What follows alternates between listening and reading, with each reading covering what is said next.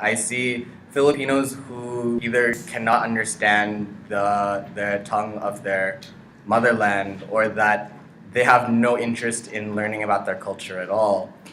For me, that's very disturbing, as well as it's disheartening that that a person would not care about their culture.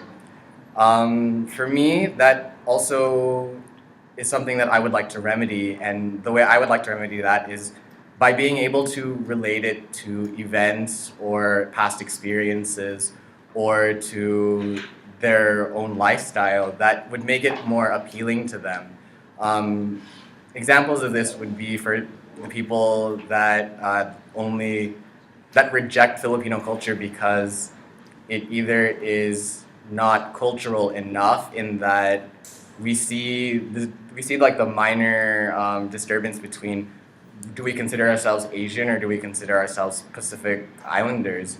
One thing that I would do to appeal to that is I would tell them, and try to explain to them is look at your culture. Do you yourself believe that we belong in the category of Asian or do we belong in the category of Pacific Islanders? Because if you don't have an opinion on cultural issues and issues of identity, how are you to judge your own culture at the beginning? And that's something that strikes home for me is that you need to be educated to first form an opinion because an opinion is only worth weighted when it's an educated opinion, not just something that you pulled out of thin air.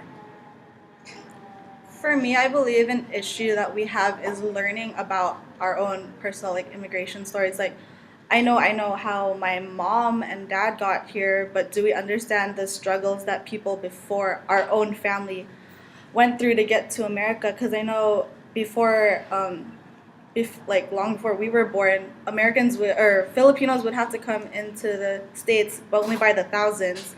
I feel like we should be able to understand how our own personal immigration stories affect the whole picture, as well as how the stories before ours affected our stories, as well as how the Filipinos are viewed here, like within the government, with the veteranos here in SF. A lot of them weren't granted their rights like other people who fought in World War II. So I feel like with that, we should be able to, with the membership, educate on history that's not written in the textbooks. We should go in with our families and talk and ask them questions about how they felt during their immigration or what they know about it. And with that, share it within our membership. Um, I think what would be an important issue to catch on, as everyone has kind of been briefly going about, is kind of awareness, both in culture, but both in history, whether it was big events or like smaller events for just individual people.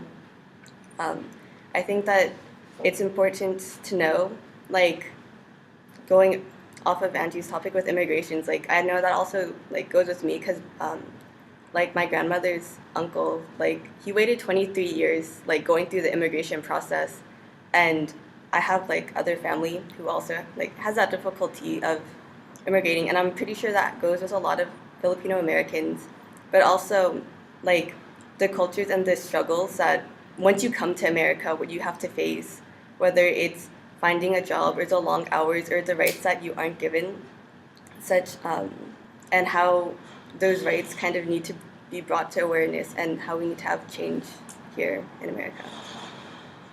I guess an important issue that I have in mind is keeping the tradition alive. Like what I've noticed, and I'm pretty sure it might sound offensive, but I feel like our Filipino language is slowly dying. It's actually been considered as a dead language because we're no longer creating new words for new things and new phenomena that we find out, and the only thing we can do to keep Tagalog alive is to keep using it. And I guess what I want to do is to try and make the Barrios Fiesta experience as impactful as possible so that, as we graduate and get out of USF, we carry in our hearts and know the story that we have being a Filipino. Thank you.